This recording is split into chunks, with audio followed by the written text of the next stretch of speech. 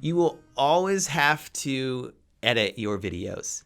You'll never be able to perform the entire video in a single perfect take, right? So you'll need to stitch together various types of media into a single sequence and export it. Some applications make this more streamlined, while others need a little bit more technical skill. But we suggest, again, spending the money on something like ScreenFlow or Camtasia. I've created a whole section on software choices later in this course, so check out the pros and cons. But whatever you choose, you'll be using a few basic types of edits and tools, which we'll go over now. Today we're going to talk about some basic editing techniques that you can use in most of the different types of software that are available. ScreenFlow here is what we're going to use as an example, but these techniques should work in many different types of software. Even iMovie, things like that, you can use to edit your videos. But again, we recommend, because of the annotations, which we'll cover a little bit later, something like ScreenFlow or Camtasia. So this is ScreenFlow here. You can see here's a preview window. You have a timeline down here from 0 up to the end of your project. And this is very common. And I have my individual clips that I've recorded. On top here, you can see this is the audio with the waveform coming in through here. And then down on the bottom, you can see this is the individual clips of screen capture. In this video, for instance, I have not included any talking heads. This was recorded and then I moved it to another program to add kind of an introduction, all of that stuff. But you could do that in this program very easily. So let's say you've recorded something. I'm going to zoom in here with the plus and minus buttons. And you recorded this little section here, video. It's explaining some of the features of iMovie here. And you want to make it shorter, right? So you either have a beginning that you want to cut out, or you want to cut off the end, or you have a particular section you want to keep only that section. And so you need to have a couple tools. There's one called trim, and then there's another tool called split or cut. The first one is you select whatever clip you want to drag, and as you go all the way to the edge, you can see that the symbol changes. This is also true on many different programs, including iMovie and Adobe Premiere and DaVinci Resolve. If you grab and pull it, this is called trimming. So you can see I'm reducing the front end of the video or the back end of the video like so, right? Here we go, like that. And I'm reducing the duration. So I cut that end off, and now there's nothing here. So I'll extend that back outward, and that's going to snap in place next to the audio section here. So that's called trimming. It's one way of cutting. It's the easiest way of cutting. And in most situations, if you would do a single recording, right, you're going to have to basically cut the beginning and end off at the very least. But what happens if, for instance, I want to keep this section near the end and this section at the beginning, but I want to put something in between? Well, you're going to have to split it or cut it. And the best way to do that is to move your cursor to wherever you think that cut should happen. Let's say it's right here. And then in this program, there's a couple ways of doing it. Learning a keyboard shortcut's always great. In this program, it's T. But in other programs, just look up what the keyboard shortcut is. And if you right-click here, you can see split clip. You can find this in any of those programs available.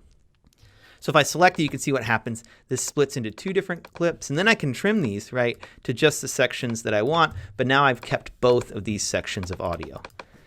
I'm going to do Command-Z or Control-Z to undo it and keep it back as one. Another way of doing it, in most programs, you'll find it under the Edit menu, and then you click Split Clip right here.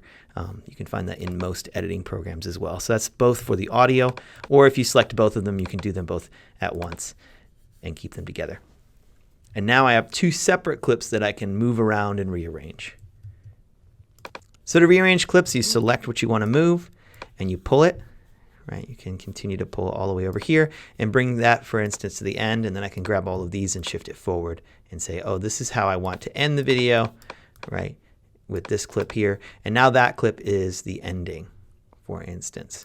So you can rearrange them and record them in whatever order you want, and then you cut them up, you trim them, split them, and rearrange them until they look right. Now, a couple other things you will need are transitions. So one thing you can do in most of these programs is to create a transition. One way of doing that in this program, if I zoom in, you can see this better. If I drag it over the top of the other one, it's going to cause it to have what's called a crossfade, or cross dissolve. And both the video and audio now have this A-B structure where it's fading from one to the other. Super easy. You just drag it across. Now, that's not in every program. For instance, that won't happen in Premiere or DaVinci Resolve. You're going to have to add a transition, and you can often do that by selecting them. Undo that here and saying there's an add a transition. In those programs, for instance, you drag and drop that transition onto the edit point, and it will fade or cross dissolve to the next clip, and it'd just be a little bit less harsh transition. Now, in all these programs, you can add additional things. So you can't not just recording. If I zoom out here, you can see that in here I might want to place something. So if I come over to this side, you can see this last little symbol here, and I select it. You can import things that you want to add to your project. So let's say I want to add this screenshot. I just drag it and drop it in, and now I can bring this in, and it's a piece of media that I can use. So if I zoom in, you can see now it looks just like a clip I recorded, but you can import media that way. So this is a screen capture. You could bring in logos. You could bring in all kinds of different things, including audio. So it doesn't have to be video, photos. It could be audio, and it could be text that you want to bring in, things like that. You can gather in this window here. Now, in any of those programs, you'll find a media library or a project window in which you can bring in things. So you can see an iMovie here in this shot here. This is the exact same thing where you're bringing in all of your assets that you want to bring onto your timeline.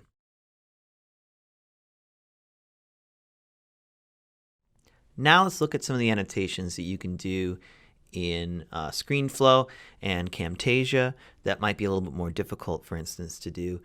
Just more technically difficult to do in other types of software like iMovie or in DaVinci Resolve, Adobe Premiere. The first one I want to talk about is just basically highlighting the mouse and the clicks. So if I select, you can see I have a lot of things in here in the timeline. If I select one of the videos and I come over to this panel here where you have all of the different effects and annotations that you can do here, the first one I want to show is actually, if you move over here, you can click on this screen recording category. And here you can change the pointer zoom. So I'm going to hover over this so you can see the size change. And if I select this and pull it, you can see I can make the mouse much, much bigger, which makes it easier to see on smaller devices, especially phones, things like that. I tend to put it between 250 and 300% the size of a normal mouse, right? So it's really highlighted and shows up.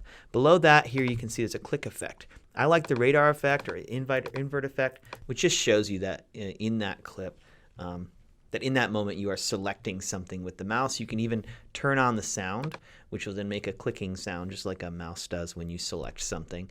And I find that really helpful for your audience to know what you're selecting when. Clicking and dragging is different, right? And so you can find those here. The other thing you can do is there's different shapes you can use. There's different click effects. The invert's just a little bit different. It inverts the mouse a little bit less, kind of shouts out there. You can also show keystrokes, which is great if you're using something that uses keyboard shortcuts or something like that. They can pop up on screen and show what you've typed, which is really helpful on that. So that's the screen recording ones. Another one, I'm going to go back to the very basic here, the regular video ones. If you see there's an action here, you can actually change this over time. So if I select this clip here, I'll zoom in over here using the zoom slider.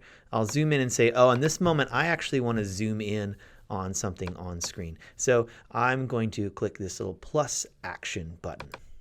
And then I make an adjustment to my scale. I can have it zoom in. So we see what happens when it's before and then after. It zooms in right like that. And then, you can see that change. I'm going to undo that. So that's called an action, and you can have these kinds of settings change in a number of different ways. So not just scale. I find scale a little limiting because then it's not necessarily, calling it out as brightly as something else. So for instance, if I come back over here, there's a category called Callouts. And I like this category a lot. I use them very often, as you probably have seen already in my videos. If you hit this little action button, then you can, for instance, highlight the cursor and say, oh, this is exactly where my mouse is, and this is a really important spot on the screen. Or you can select foreground window, which since I haven't, Audacity back there isn't selected, this little window is, you can have everything else be either just darker in opacity, click blur background to make the rest blurred, and then this one window clearer. And then you can actually zoom in on that window, for instance. You can blow that up as big as you want. You can add a border to it if you would like. Things like that you can do. There's also an in and out feature, which I like, called build. In duration, out duration is simply how long it takes to shift into it. So if you watch this from this point, I press play, zooms into it, and then it adjusts to zoom back out, right? Then if you select a different window, of course, it switches to that other window in this. So you'd want this one to maybe end before that happens. So here, zooms in and zooms out. One other one that I really like in the call out, if I want just this one little section of waveform, I could click action, right? And then I create a freehand highlight. And this, when I select a shape, I can, say, oh, I just want this one little section, and then I want to zoom it in. You can see this little zoom up button over here that I can zoom in on, and then I can really focus in on that one thing. I can also blur the background, and then if I hit play, if I adjust in duration and out duration, and I hit play, you can see the effect of this.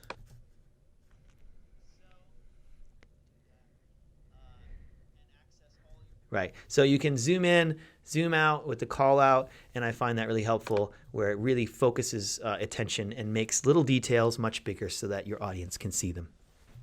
Another type of annotation is actually shapes and drawings. So if you come over here, you can actually draw your annotations in, and you could say, oh, right here, I hit the little plus action button, and then it creates an annotation up top. And then I can choose my shape and say, oh, I want it to be this particular output here. Then I can create that shape right here. I can adjust the opacity and thickness and all the other types of things that you could do, or color, for instance, and you can change those settings here. And then you can move this around and place it wherever you want on the timeline. I'll press delete and remove that. Another thing you can see is there's a text button, right? So if you hit plus here, you can create text just like I did here. And then you can also put like a fill in or things like that and put it on a backdrop, which I did here, and rounded out the edges so that you can create these little text things that can pop up and have notes, particularly for here, for instance, on keyboard shortcuts. Now there are many more I haven't covered, right? So you could draw them in yourself if you would like. There's other things that you can add all throughout here. So take a look at those, some audio settings as well if you selected your audio track, for instance. Here is your media window. But these annotations are really, really helpful and something you can't get in a lot of the other video editing software except Camtasia or ScreenFlow.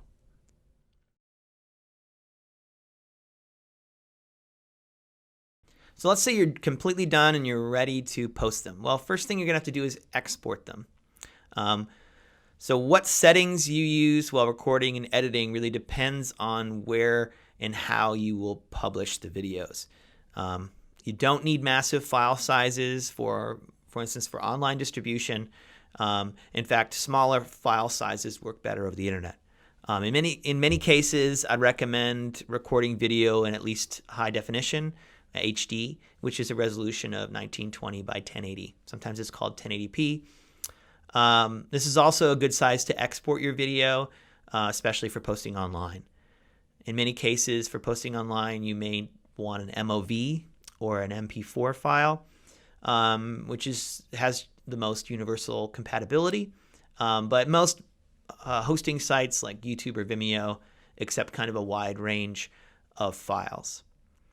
If you're handing off a file to a web developer or a design platform, be sure to check their preferred resolution and file type before you export.